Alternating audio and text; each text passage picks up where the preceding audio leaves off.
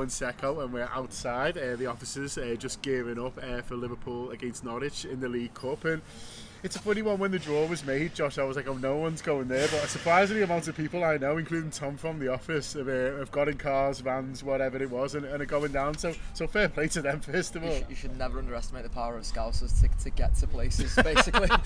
I'll go. Planes, trains and automobiles. I think Fuad literally might not have been sat here now if there were more trains on or cheaper trains on, because I know he had a ticket as well. So there's been all sorts trying to get there and trying to do things to get there. But ultimately it's Norwich on a Tuesday night, and it's quite difficult. But fair play to those who managed to. Yeah, it's sold out, and I know people asking for spares and all sorts, and I think that just shows what a buzz there is about this team and this squad at the moment, because we're not going to see huge amounts of the first team, we don't think tonight, but Jürgen might have a surprise under his sleeve, but all these squad players who we're going to see, people do want to see them, and it's just a football team at the moment that you want to be involved in, you want to be as close to as possible. Absolutely, and you think about the sort of big nights that we saw at Anfield pre-COVID times, and some of those squad players who may be featuring tonight, some of them who won't be featuring, who are probably a little bit lower down in the pecking order, to be honest, made some of those good memories. You think about nights like Shrewsbury at Anfield, the Everton game at Anfield as well in the FA Cup.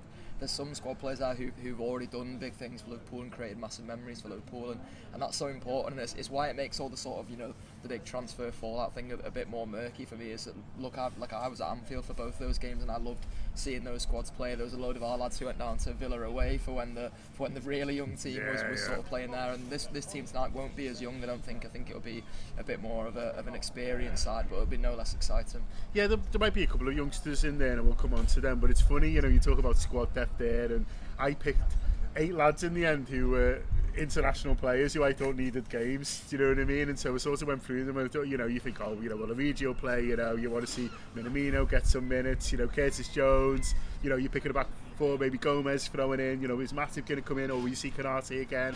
And then before you know it, you've picked a pretty good team.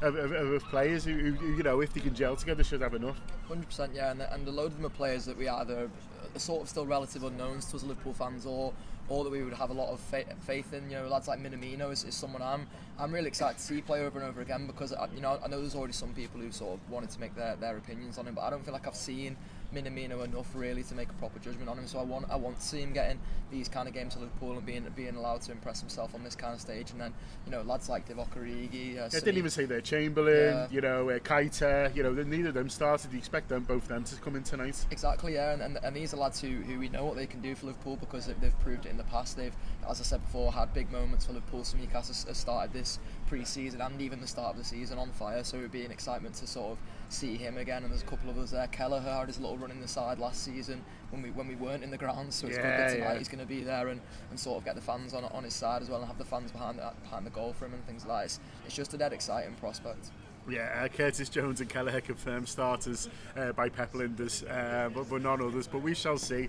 There's a bit of talk around as well of the younger players, and obviously you host our one for the future show, so you'll know more about these lads than sort of most of us really. Is Connor Bradley and Cade Gordon. I was expecting them to just sort of be involved around the squad.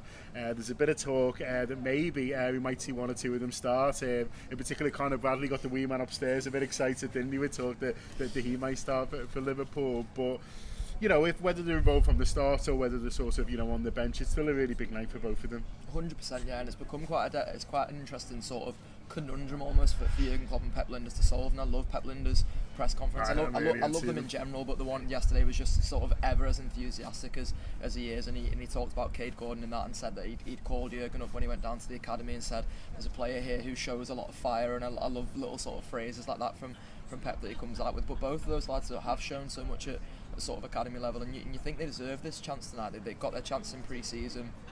Cade Gordon sort of completely captured the imagination of loads was in pre-season with some really exciting displays, and that just shows you how important pre-season is to not only the lads who will be starting throughout the season in terms of getting them rhythm, getting them fitness, to those younger lads who are likely to get games and to sort of be able to prove their worth to this side, because there's 2 lads there tonight who may well get the starts. I think Gordon's probably the more likely of the 2, because there's probably a bit of a question around the midfield now in terms of, I would have thought it'd be one of Milner, Keita and Chamberlain, but then Thiago's injury maybe opens up. So you might hold one of them those spots back for the weekend. Yeah, exactly. So he might hold one of them back, and then that gives sort of Gordon the option of starting in the front three there. And I'd be so excited to see that. Look, he's a 16-year-old lad. He only arrived at Liverpool in February. So in terms of that sort of career path and that journey, it's been pretty much a whirlwind for him so far. And what better way to round it off than a start tonight? Yeah, it's funny. There's been a lot of pieces around Kate Gordon, a really good one in the Athletic, you know, about, in particular, but a few just about his sort of his grand rise. And you need to be some player to be involved around Liverpool at 16, 17. But